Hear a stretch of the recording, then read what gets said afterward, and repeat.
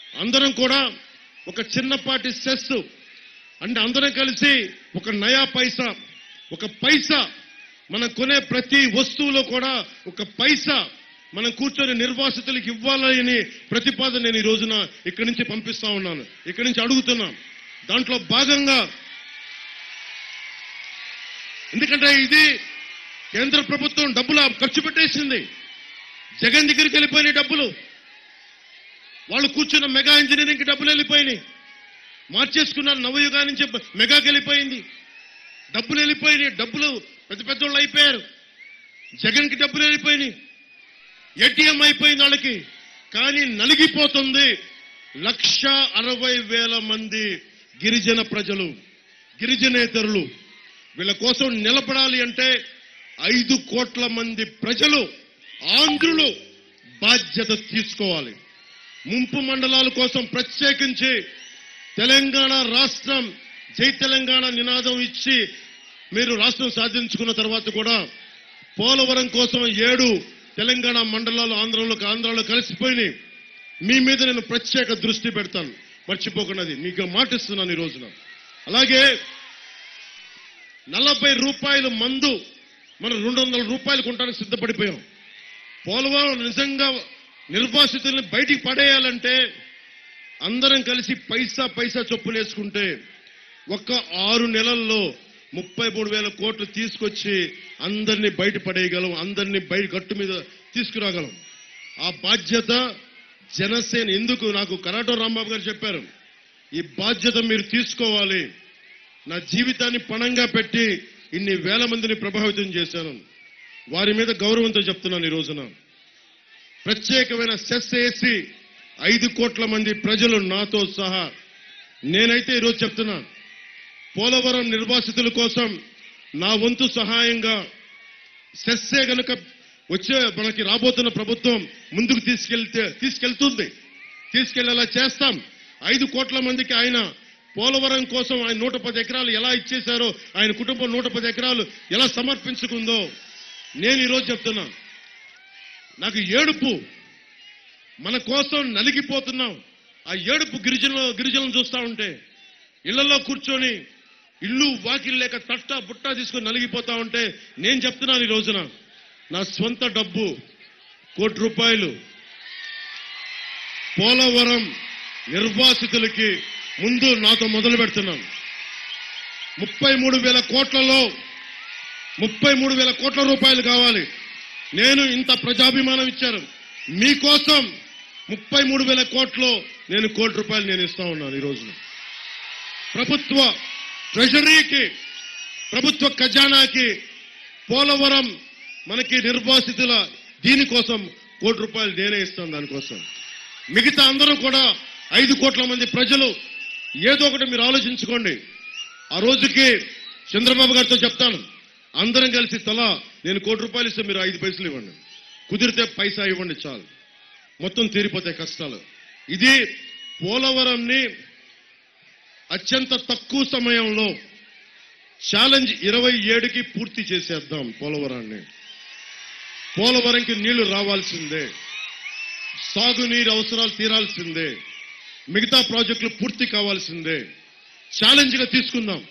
నేను అన్ని భుజాల మీద పెట్టుకున్నా, నాకు తెలుసు బరువని, తెలియని వ్యక్తినేం కాదు. చెగువారాన్ని ఇష్టపడేవాడిని. సగర భగీరథ మహర్షిని ఎందుకు పెట్టుకున్నాం మన గుండెల్లో? ఎక్కడో ఉన్న గంగని తీసుకొచ్చాడు ఆయన. అలాంటి భగీరథ మహర్షిని స్ఫూర్తిగా తీసుకుందాం. పోలవరాన్ని పూర్తి చేసే బాధ్యత, ముందుండి నడిపించే బాధ్యత జనసేన, తెలుగుదేశం, భారతీయ జనతా పార్టీ కూటమి ప్రభుత్వం తీసుకుంటుంది బాధ్యత. నేను మీ గళం అవుతాను.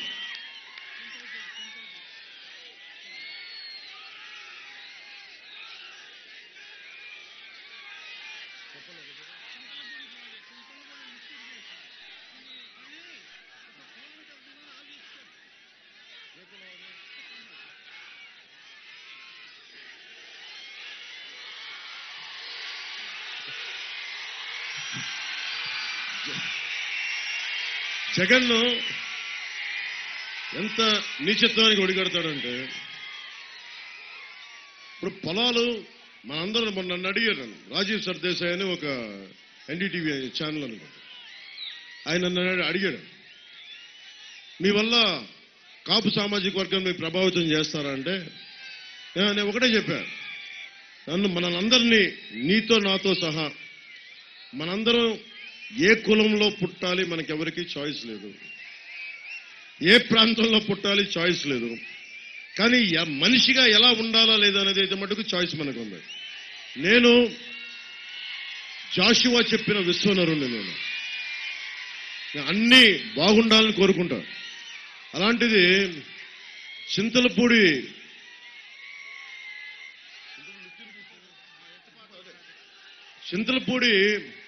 లిఫ్ట్ ఇరిగేషన్ ప్రాజెక్టు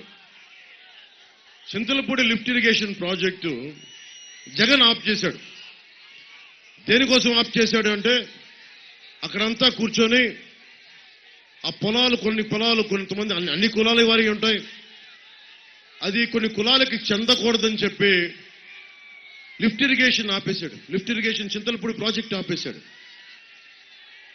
భగీరథ మహర్షి ఈ కులానికి రావాలి, ఈ కులానికి రాకూడదు అనుకున్న సకల మానవాళికి దాహం తీరాలి అని చెప్పి గంగని తీసుకొచ్చాడు.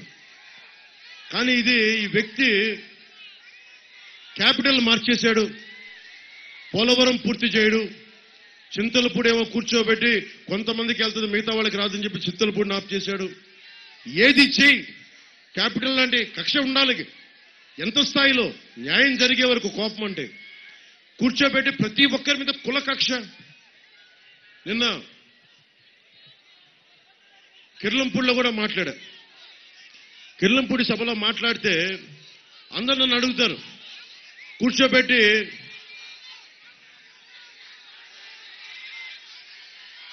నన్ను కూర్చొని తెగ తిడతా ఉంటారు, కాపు సామాజిక వర్గానికి చెందిన ఎమ్మెల్యేలు తెగ తిడతా ఉంటారు నన్ను.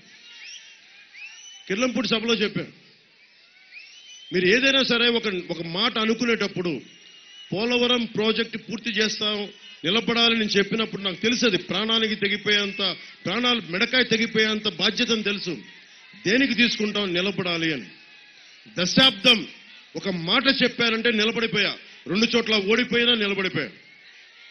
అలాగే ఎంఆర్పిఎస్ ఉద్యమం ఉంది, వర్గీకరణ కోసం మందకృష్ణ మాదిక్ గారు 2.5 దశాబ్దాల పైన నలిగి ఈ రోజున ప్రధానమంత్రి గారు గుర్తించే స్థాయికి ఆయన ఒక ఉద్యమాన్ని నడిపారు. అలాగే కాపు రిజర్వేషన్ ఉద్యమం ఉందనుకోండి, ఒకటి ప్రారంభిస్తే బాధ్యత ఎత్తుకుంటే దానికోసం జరగనివ్వకపోతే అది వేరే విషయం, నిలబడాలి. ఈ రోజున ఏ ఉద్యమం స్టార్ట్ చేసినా జగన్ మనుషులు ముందుకు తీసుకెళ్తున్నారు. చింతలపూడి ప్రాజెక్ట్ ఏమో అది కమ్మవారికి వారికి ఉన్న పొలాలకు వెళ్తున్నాయని చెప్పి, అది కమ్మవారికి పొలాలు పక్కన ఉన్నాయని చెప్పి వాళ్ళకి చింతలపూడి ప్రాజెక్టు ఆపేశారు. ఏదైనా మాట్లాడితే కూర్చోబెట్టి కాపులకి రిజర్వేషన్ ఇవ్వకూడదంటే అది కేంద్రంలో పాలసీ, అది మర్చిపోదా, దాన్ని జగన్ సంగతి అది అతని ఆలోచన కాదంట్లా. మరి వాట్ అబౌట్ ఈ ఈబీసీకి ఏమైంది?